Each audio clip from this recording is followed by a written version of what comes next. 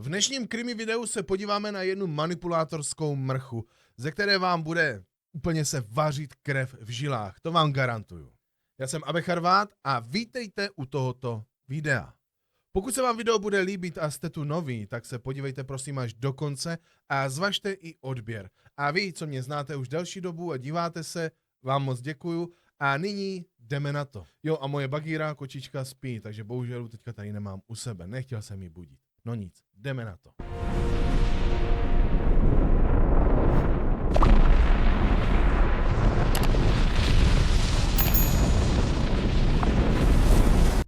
Představte si to. Je 4. května 2017 a nějaký cyklista si naprosto na pohodu šlape do pedálu na silnicích kolem přehrady Foix v Barceloně. Všechno se zdálo být naprosto normální, dokud ho do očí neudeřilo něco šíleného. Našel tam totiž úplně na úhel seškvařený Volkswagen Golf GTI a hned vytočil policii. Když se tam ti místní ochránci zákona doplácali a začali auto prohlížet naprosto v klidu a úplně s laxním přístupem, si mysleli, že v ním bez tak nic nebude a jde jen o nějaké běžné vyřizování účtu. Jenže když s touhle arogancí konečně otevřou kufr od auta, zůstanou úplně v šoku zírat, protože uvnitř toho kufru leží tělo absolutně spálený na úhel. Ten stav toho těla byl tak strašný a zdevastovaný, že ti odborníci nedokázali určit ani věk, natož pohlaví té oběti. Z vteřiny na vteřinu se tenhle případ otočil o 180 stupňů a všechny najednou začalo zajímat, kdo sakra tenhle člověk je a proč musel skončit takovýmhle hrozným způsobem. Ale i přes všechny tyhle otazníky si tehdy ještě absolutně nikdo nedokázal ani ve snu představit, že z tohle zločinu se vyklube jeden z nejvíce mediálně propíraných případů v celé zemi. A teď se pojďme podívat na naši hlavní hrdinku dnešního krimi. Rosa Peral, možná Perel se to čte, se provdala za muže jménem Ruben Carbo, když jí bylo pouhých 19 let. Nějakou dobu si ta dvojice žila bez jakýchkoliv větších problémů, dobře spolu vycházeli a prostě si hráli na takovou tu šťastnou rodinku. Všechno se ale absolutně zvrtlo, když ve svých 23 letech Rosa nastoupila k městské policii v Barceloně, tedy přesně na to samé místo, kde už pracoval její manžel. A od té chvíle začala střídat jednoho borca za druhým, jak ponožky. A víte, co na to ten její manžel řekl? Nebo jak se k tomu postavil? Ten o tom všem sice moc dobře věděl, ale radši se rozhodl odvrátit zrak. Dělal, že nic nevidí a poslušně v tomhle absurdním vztahu pokračoval dál jak nějaký poslušný pes. Jenže to všechno trvalo jen do roku 2008, kdy přišel první naprosto šílený zlom. Všichni kolegové od té Rosy v práci, a teď poslouchejte dobře, včetně jejího manžela, dostali jednoho dne fotku, na které tahle vzorná žena někomu provádí papalapupu, orální, víte co, uspokojení. A to nejšílenější na tom je, že ta fotka byla odeslána přímo z jejího vlastního e-mailu. Rosa ale ani na vteřinu nezaváhala a okamžitě ukázala prstem na podinspektora Oscara s tím, že to on tu fotku takhle veřejně rozšířil.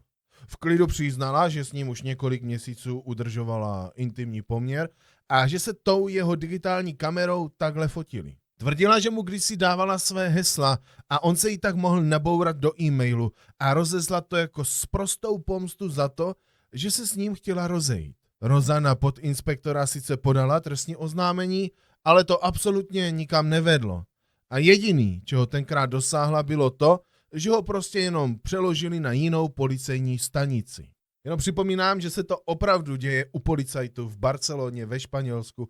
U policajtů. OK? Ono taky policajti budou jenom lidi. Ne žádný nadčlověci. Nadlidi, pardon. O nějaký čas později se téhle ženské povedlo dotáhnout tenhle cirkus až k soudu.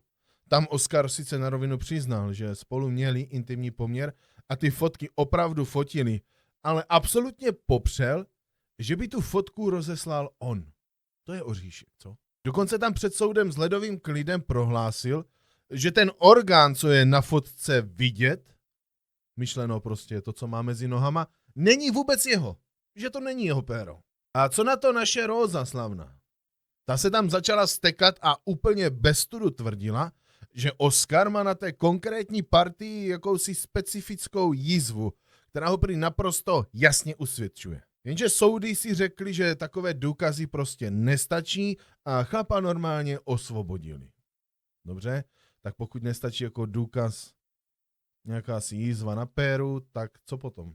Ale to není všechno. Teď se pevně držte něčeho pevného, protože vám řeknu, co udělal ten její manžel Ruben.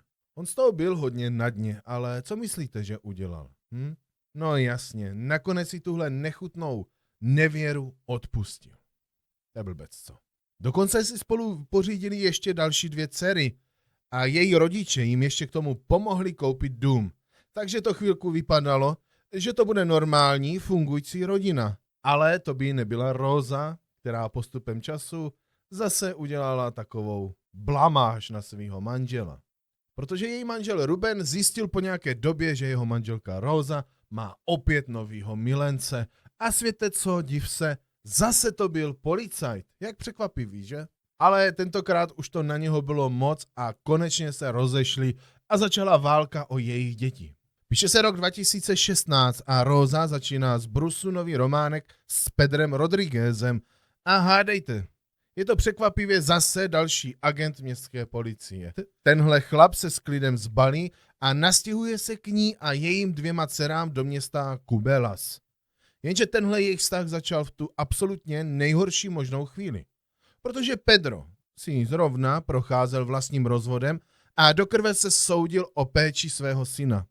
Oba dva tak měli plné zuby problémů ze svých předchozích manželství, což dost znamenalo, že byli oba doma neustále příšerně vytočeni a panovala tam naprosto toxická nálada. A bylo jasný, že brutální hádky mezi Pedrem a Rózou na sebe nenechají dlouho čekat a situace šla strašně rychle od 10 k 5. Možná spíš od 5 k 0. Stalo se něco, co změnilo naprosto všechno. Nejen životy těchto zúčastněných, ale doslova to otřáslo celou zemi. Tím se totiž vracíme zpátky k tomu 4. květnu 2017, kdy ten cyklista narazil u té přehrady na to ohořelé auto a zavolal policii. Když tam poldové přijeli, zjistili, že to auto je plameny naprosto zničené. A jak jsem řekl, tak otevřeli kufr a bylo tam uškvařené tělo. Okamžitě si zapsali SPZ-ku, zavolali na centrálu, aby zjistili, komu ten vrak vlastně patří a za pár minut dostali zprávu, ze které je muselo zamrazit až u samé. Zjistili totiž, že to auto nepatří nikomu jinému než 38letému policistovi Pedrovi Rodriguezovi. Jenže to tělo uvnitř bylo tak strašně znetvořený a spálený, že z něj vůbec nešlo poznat, jestli Pedrovi to auto je někdo ukradl, nebo jestli ta hromada popela je skutečně on. Začali Pedrovi okamžitě volat, ale on telefon samozřejmě nebral, takže to podezření z naprosto chladnokrevné vraždy začalo raketově růst. Kriminálka začala to místo činu prohledávat centimetr po centimetru a našli něco naprosto zásadního. Malej kousek kovu, na kterým šlo přečíst nějaký čísla. Okamžitě se pustili do práce a začali se šťourat v lékařských záznamech Pedra. Bleskově tak zjistili, že byl na operaci zad kvůli vyhřezlé ploténce a při tomhle zákroku mu operovali šroub. Ten šroub na sobě nesl jméno výrobce a sériové číslo, které se do puntíku shodovalo s tím kusem kovu, co vytáhli z těch spálených ostatků. V tu chvíli už nebylo absolutně žádný pochyb o tom, že Pedro byl zavražděn. Policajti se tedy pustili do vyšetřování, aby tenhle zločin vyřešili. Ale první věc, kterou o Pedrovi zjistili, vás zase zvedne ze židle. Zjistili totiž, že v době vraždy byl tenhle ochránce zákona dočasně postavený mimo službu, protože sprostě zmlátil nějakého člověka přímo na silnici. Byl to asi takovej další vzornej polda do party. Chápete to? Já nemám nic proti policajtům pomáhat a chránit. Potřebujeme je. Ale tohle bylo ve Španělsku, jo, takže Šíleno. Jenže tenhle detail jim ani nějak nepomohl zjistit, kdo vlastně ho připravil o život. A tak se rozhodli zavolat jeho exmanželce, aby jí oznámili tu hroznou zprávu. Ta jim ale do telefonu oznámila, že Pedro už s ní vůbec nežije a že jeho současná partnerka je, ano, hádáte správně, Rosa. Tak kontaktovali tu Rózu, zeptali se jí, kde je Pedro, ale záměrně jim neřekli, co strašného se mu doopravdy stalo. A tahle ženská jim s naprostým klidem oznámila, že Pedra už 2 dny neviděla, protože se prý brutálně pohádali a on prostě odešel. Podle ní to u něj bylo úplně normální chování, takže o něj prý neměla absolutně žádný strach. Proto se Poldové tedy rozhodli vyložit karty na stůl a řekli jí tu děsivou pravdu o jeho smrti. Ale věříte, že s Rózou to ani nehnulo? Vůbec nebyla rozrušená. Prostě jim s ledovým klidem odsekla, že teď rozhodně nemůže jít na stanici vypovídat, protože jí vedle v pokoji spí její 2 dcery. Slíbila jim, že se na policii ukáže až další den, hned jak odvede holky do školy. A fakt, že jo, 5. května nakráčela na komisařství a hned začala vyprávět, jak s mrtvým Pedrem chodila 8 měsíců a že to pro ní bylo po většinu času naprostý peklo. Když se jí pak agenti zeptali, jestli si myslí, že by Pedro mohl mít nějaké nepřátele, Rosa bez mrknutí oka odsekla, že by se vlastně vůbec nedivila, kdyby jel v nějakých špinavých nelegálních kšeftech. Úplně ho před nimi potopila a bylo naprosto jasný, že ke svému partnerovi neměla vůbec žádný respekt. Tak proč s ním byla, že? Bez mrknutí oka ho před kolegy popsala jako nebezpečného, impulzivního a chorobně žárlivého chlapa, kterého do ruda vytáčel hlavně její bývalý manžel. Podle její vypovědi byl Pedro v noci 2. května úplně nepříčetný vzteký jen proto, že Rosa byla stále v kontaktu s otcem svých dětí. A tak prý v 1:51 ráno prostě popadl klíče od auta a rozuřený odjel do tmy. Pak policajtům s naprostým klidem ukázala poslední zprávu, kterou si s ním vyměnila. A představte si, že v ní mrtvý Pedro psal, jak moc jí miluje. To je hodně zajímavý, co? Díky tomu tento výslech hodně rychle skončil. Rosa se sebrala a odešla, aby o něco později na pohřbu sehrála absolutně nejdokonalejší a nejodpornější divadlo na světě. Tvářila se tam jako nejvíc zlomená ženská pod sluncem. Objímala Pedrovu bývalou manželku a s falešnými slzami utěšovala jeho malého osiřelého synka. Ale podržte se, dámy a pánové, protože uběhlo sotva pár dní a tahle paní naklusala na komisařství znovu, aby jim dala úplně novou výpověď. Najednou totiž začala ukazovat prstem na svého exmanžela, Rubéna, a tvrdila jim, že to on určitě Petra zavraždil v nějakém brutálním záchvatu žárlivosti. Dokonce jako důkaz vytáhla to, že Ruben okolité přehrady moc dobře zná, protože si tam přece často chodil zaběhat. Detektivům už z ní ale začínala jít hlava kolem. Už jí měli plný zuby. Hysterky jedné. Protože mimo jiné, tahle její verze událostí jim přišla naprosto ujetá a postavená na palicu. Během tak krátké doby totiž tahle manipulátorka dokázala obvinit jak Rubena, tak Pedra z toho, že měli výbušné povahy. Byli chorobně žárliví a k smrti se navzájem nenáviděli. Když si vyšetřovatelé teda předvolali toho jejího bývalého manžela Rubena, ten jim na rovinu řekl, že jeho hádky byly vždycky jenom s Rózou a s Pedrem byl absolutně v pohodě. Neměli spolu žádný problém. A pak jim hodil další bombu. Když jim prozradil skutečný důvod jejich rozvodu, tahle vzorná matka totiž měla románek s úplně jiným policajtem. Chlapem jménem Albert López. Taky vám to zamotává hlavu jako mě? Nejste v tom sami. Policajtům už z toho obřího kruhu jejich policejních milenců musela jít hlava kolem. Ale rozhodli se, že přesně touhle stopou se teď vydají a hned si Alberta předvolali k výslechu. Tenhle Albert jim vyklopil, že se do Rozy zabouchl už v roce 2012, když je dali do jedné hlídky a že spolu pak randili od roku 2013 až do roku 2016. Rozešli se prý jenom proto, že ona se chtěla vdávat, zatímco on do chomoutu absolutně nechtěl. Jenže světe div se. O pár měsíců později se k sobě zase tajně vrátili. Akorát tenhle Albert už nebyl takový splachovací chudák jako její manžel Ruben. Takže netrvalo dlouho a začal neskutečně žárlit a zase se přestali vídat.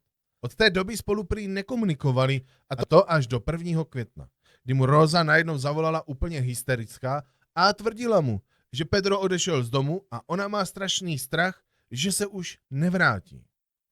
Albert prý tehdy okamžitě sedl na mašinu a vyrazil k Roze domů, kde s ní chvíli mluvil, dokud ji neuklidnil, a pak už o celé té věci prý vůbec nic neslyšel. Když policajti slyšeli tuhle její výpověď, došli k naprosto jasnému závěru, že všichni tihle exoti, Rosa, Albert i její exmanžel Ruben, měli sakra dobrý motiv Pedra oddělat. Začali se tedy trochu víc hrabat v minulosti každého z nich a zjistili něco neuvěřitelného. Albert měl totiž úplně stejně jako Pedro a Rosa dost temný policejní škraloup. A teď se podržte, jo. Berte v úvahu, že se bavíme o policajtech. V srpnu 2014 byl tenhle vzorný strážce zákona přímo spojován se smrtí nějakého pouličního prodejce jménem José Antonio González. Podle záznamů se tehdy Albert a Rosa snažili tohle muže zkontrolovat, jenže tenhle José přivytáhl nůž na tu Rózu a začal utíkat. Albert ho začal nahánět, až ten chlap nakonec úplně náhodou zahučel ze srázu dolů a zabil se. Ono taky ze srázu nahoru se blbě těžko zabíjí. A i když se tihle dva policajti oháněli tohle báchorkou, vyšetřování tehdy jasně naznačovalo, že Albert toho prodejce ze skály prach prostě zhodil. No a hádejte, jaký svědek mu došel zachránit zadek. Co myslíte? Ano, naše věhlasná Rosa. No a tak díky jejímu svědectví se to zahrálo jako nešťastná náhoda. Celá tahle situace začínala být čím tím víc bizarní, protože absolutně nikdo z nich neměl čistý rejstřík. Tedy s jednou jedinou výjimkou, a tou byl ten její zrazený exmanžel Ruben. Skoro ve stejnou chvíli totiž policajti zjistili, že má na noc před smrtí Pedra naprosto neprůstřelné alibi a spoustu svědků, kteří jasně potvrdili, že byl tou dobou pěkně zalezlý doma. Takže ho s konečnou platností mohli vyškrtnout z toho absurdního seznamu podezřelých. A přesně v tenhle moment se zraky vyšetřovatelů stočily na naše dvě hrdličky, na Alberta a Rosu. Policajti už dál nestráceli čas. Okamžitě jim zabavili mobily a začali do detailu zkoumat jejich GPS lokace. Potřebovali za každou cenu zjistit, co přesně se k sakru dělo během těch naprosto klíčových posledních 24 hodin Pedrova života. A to, co našli, bylo doslova jako rána pěstí mezi oči. Nad ránem toho 1. května totiž signály z telefonu Rosy, Pedra i Alberta pípali všechny pěkně spolu na jednom jediném místě. A to přímo v domě, kde Rosa s Pedrem žila. No, a další naprostá šílenost přišla s datem 2. května, kdy se tyhle telefony znovu sešly ve stejné čtvrti, kde bydlel chudák Ruben. A světe div se, bylo to podezřelé blízko tomu místu, kde pak ten čtvrtek 4. května našli to totálně ohořelé auto s mrtvolou. Ale jak už víme, Rubenův telefon tam tehdy vůbec nebyl.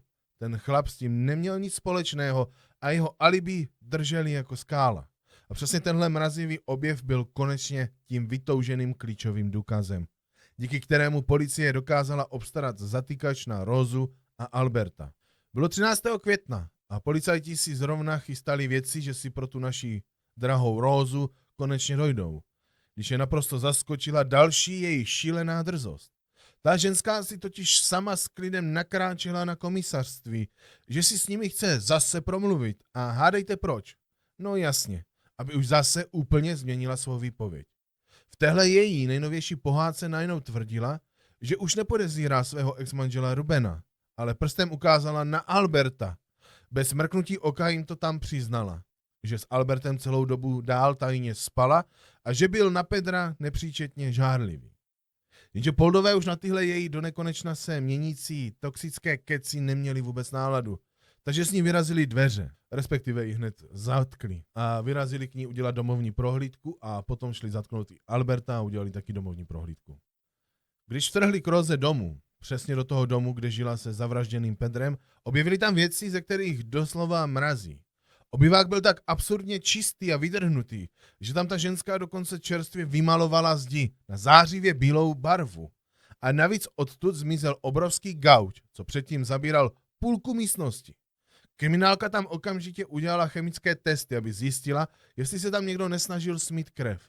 No a co myslíte? Našli stopy DNA, a to prosím pěkně, až na žárovce, na stropě a dole na podlahové liště. Okamžitě tyhle vzorky poslali do laboratoře, aby se potvrdili, jestli se shodují s DNA naší oběti. Když se vyšetřovatelé začali přehrábávat v těch nejzapadlejších koutech rozjína domu, narazili na objev, ze kterého vám doslova spadne brada. Přímo v jedné z jejich bod totiž objevili pečlivě schovaný Pedrův mobil. Chápete? Ona je policajtka a dělá takový stupidity. Policajti okamžitě zjistili, že to byla celou dobu tahle prolhaná ženská, kdo po vraždě posílal z jeho telefonu ty srdcerivné zprávy. Jako třeba tu, jak moc jí Pedro miluje. Bylo naprosto jasný, že si tahle hyena jenom chladnokrevně kryla záda a snažila se předstírat, že je Pedro. I po tom, co už nebyl naživu. Když pak Poldové vletěli k Albertovi, doma sice nic nenašli, ale jakmile otevřeli jeho auto, málem je porazilo. Ten chlap ho totiž nejen čerstvě vydrhl, ale ještě ho vystříkal snad litrem nějakého silného parfému, který ale ani tak nedokázal přebít ten brutální smrad z benzínu. A vzhledem k tomu, že z Pedra zbylo jen šeškvařené tělo, vyšetřovatelům to okamžitě secvaklo. Nastříkali mu do auta luminol a bum, okamžitě se na něj rozsvítily další obrovské stopy po krvi. A aby toho nebylo málo, dorazily výsledky z laboratoře, které s konečnou platností potvrdili, že to DNA, co našli u ní doma, na čerstvě vymalované zdi, 100% patří mrtvému Pedrovi. Když těmhle dvěma narušeným jedincům konečně došlo, že je policie naprosto zahnala do kouta a mají to spočítané, tak víte, co udělali? Místo toho, aby se jako normální lidi přiznali, začali okamžitě jako ty nejhorší krysy svalovat vinu jeden na druhýho. No, tak, aby jsme si to shrnuli. Jaká teda byla nakonec celá tahle děsivá pravda? Policie díky telefonům a kamerám zjistila, že ti dva jeli celou dobu v naprosto chladnokrevném a promyšleném plánu. Žádná sebeobrana lidí. Roza jednoduše namíchala Pedrovi do jídla koňskou dávku léků na záda, aby ho úplně odrovnala a uspala. Uprostřed noci pak potichu nakráčel Albert a společně Pedra brutálně zprovodili ze světa, zatímco nahoře spali její děti.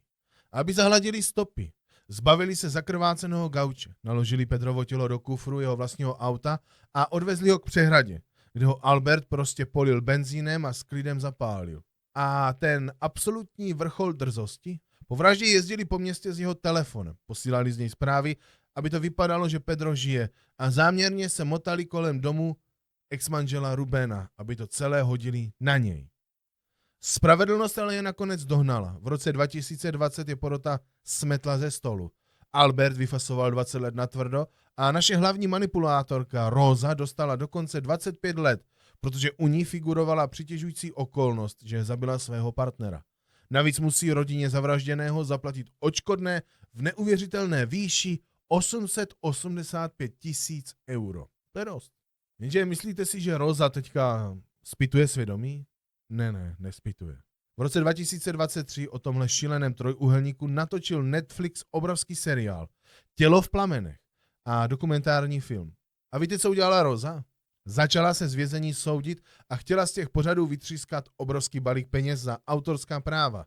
Úřady naštěstí to zatrhly. S tím, že jestli dostane byť jen cent, půjde rovnou na odškodnění rodině oběti. Tahle ženská je prostě nezastavitelná. I za mřížemi neustále dělá problémy. Střídá milenky z řad spoluvězenkyň.